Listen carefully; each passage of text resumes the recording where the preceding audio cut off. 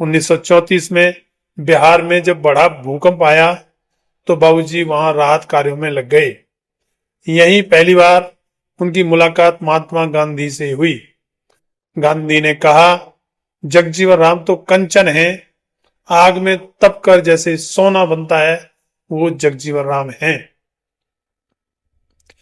बाबू जगजीवन राम ने 1934 में अखिल भारतीय रविदास महासभा की स्थापना की और 1935 में उन्होंने all India depressed classes league बनाई। 19 अक्टूबर 1935 को वे हेमंड कमीशन के सामने पेश हुए और दलितों को वोटिंग राइट की मांग की। साथियों नमस्कार, रियल न्यूज चैनल में आपका हार्दिक स्वागत है। दोस्तों, 5 अप्रैल 1908 बिहार के एक छोटे से गांव चंदवा में, जहां छुआछूत का जहर हर सांस में घुला हुआ था, एक बच्चा पैदा हुआ जिसका नाम था जगजीवन राम। जाति थी चमार। पिताजी की मौत के बाद माताजी के आंचल में पला बढ़ा, लेकिन समाज ने हर कदम पर उसको कहा कि तुम नीच हो। फिर भी उसने साबित कर दिया कि संघर्ष ही इंसान की असली जाति होती है। वह बने बाबू जगजीवन राम बाबूजी। भारत के सबसे लंबे समय तक वो कैबिनेट मंत्री रहे। 50 साल तक बिना रुकावट विधायक सांसद रहे। 1971 की जंग के हीरो, हरित क्रांति के जनक, दलितों के मुक्तिदाता। आज उनकी जयंती पर हम देखेंगे एक महान नेता का वो जीवन संघर्ष जो आज भी हमें सिखाता है कि समाज में ऊंच नीच से नहीं, सिर्फ समानता के भाव में ही उन्नति संभव है। यह है बाबू जगजीवन राम, एक महान नेता के जीवन संघर्ष की कहानी। 5 अप्रैल 1908 चंदवा गांव, अरहा, भोजपुर, बिहार। पिता सोवीराम ब्रिटिश इंडियन आर्मी में थे, बाद में किसान बने और शिव नारायणी संप्रदाय के महंत। मां बसंती देवी, बड़े भाई संतलाल और 3 बहनें। पिताजी की जल्दी मौत हो गई। मां ने कहा, बेटा पढ़ोगे नहीं तो दुनिया को कैसे बदलोगे? अगर पढ़ोगे तो ही दुनिया बदलोगे। उन्होंने अरहा टाउन स्कूल में दाखिला लिया। वहां पहली बार उन्होंने छुआछूत का जहर चखा। वहां पर हिंदू मुस्लिम के लिए अलग घड़े और दलित बच्चों के लिए तीसरा घड़ा। बाबूजी ने क्रोध में दोनों बार घड़े तोड़ दिए। प्रधानाचार्य को वहां झुकना पड़ा और सबके लिए एक घड़ा रख दिया गया। सभी विद्यार्थी एक ही घड़े से पानी पीने लगे। ये छोटा सा विद्रोह था, लेकिन यहीं से शुरू हुआ उनका जीवन संघर्ष। 1920 में अग्रवाल मिडिल स्कूल, 1922 में Arrah town school. Matric first division में पास किया।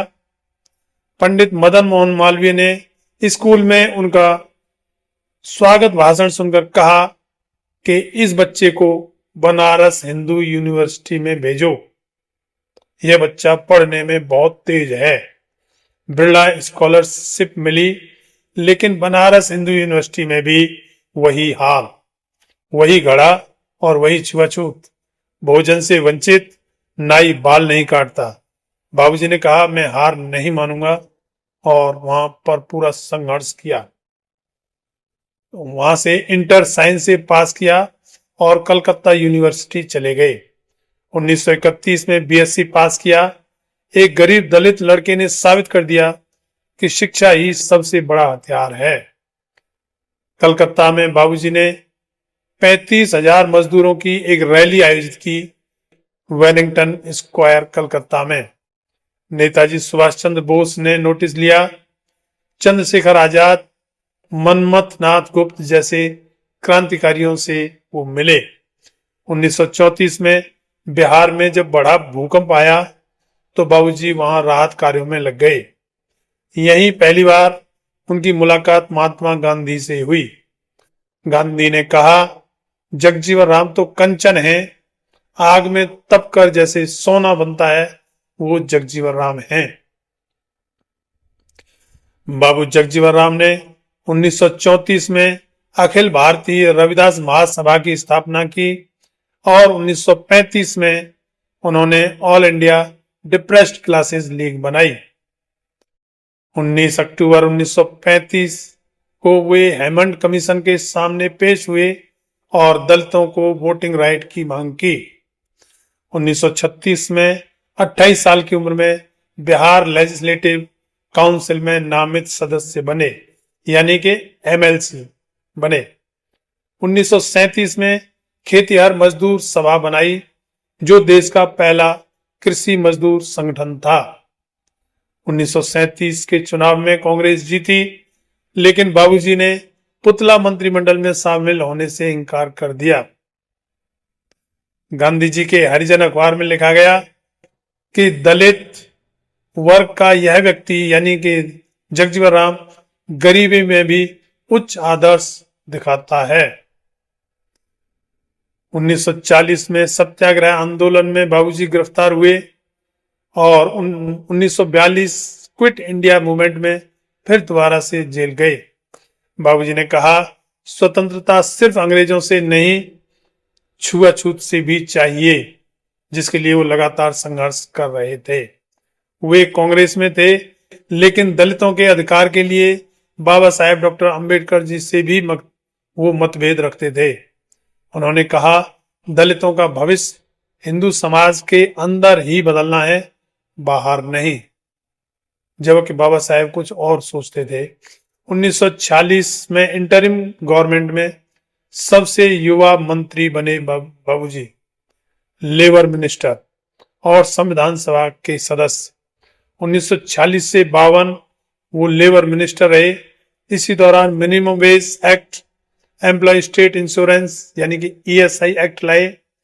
1952 से 56 कम्युनिकेशन मिनिस्टर, 1956 से 62 ट्रांसपोर्ट एंड रेलवे मिनिस्टर, जहां उन्होंने रेलवे का आधुनिकीकरण किया।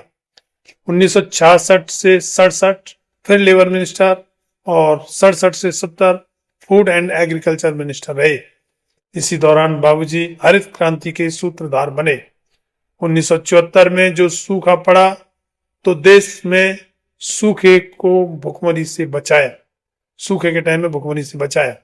1970 से 74 और 77 से 79 वे डिफेंस मिनिस्टर रहे और 1971 की जंग में उनकी अहम भूमिका रही।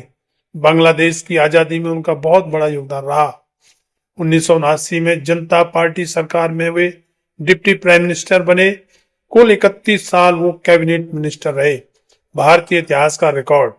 सासाराम से 8 बार लगातार लोकसभा सांसद और 1936 से 1986 तक 50 साल बिना रुकावट विधायक सांसद। विश्व रिकॉर्ड। बाबूजी का सबसे बड़ा योगदान देश में हरित क्रांति लाना था। उन्होंने भारत को अनाज में आत्मनिर्भर बनाया।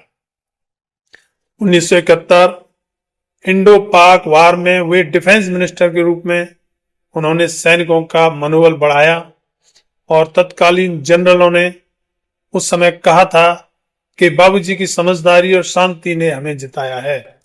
श्रम कल्याण, रेलवे, कृषि, रक्षा, हर क्षेत्र में बाबूजी ने क्रांति की। उनका मंत्र था कि मैं किसी एक वर्ग के लिए नहीं, पूरे राष्ट्र के कल्याण के लिए हूं। और उनका कहना था कि सामाजिक न्याय कोई विशेषाधिकार नहीं, हर नागरिक का मौलिक अधिकार है।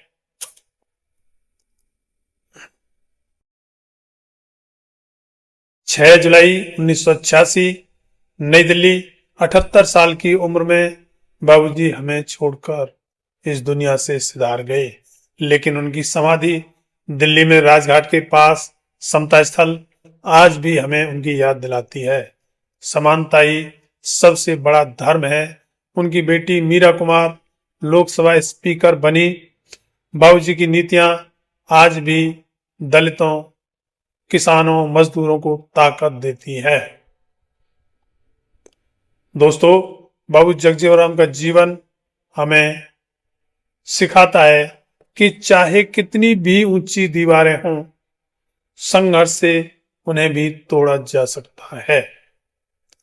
5 अप्रैल को हम उनकी जयंती मनाते हैं। समता दिवस के रूप में। जय बाबू जगजीवन राम, जय भीम, जय संविधान।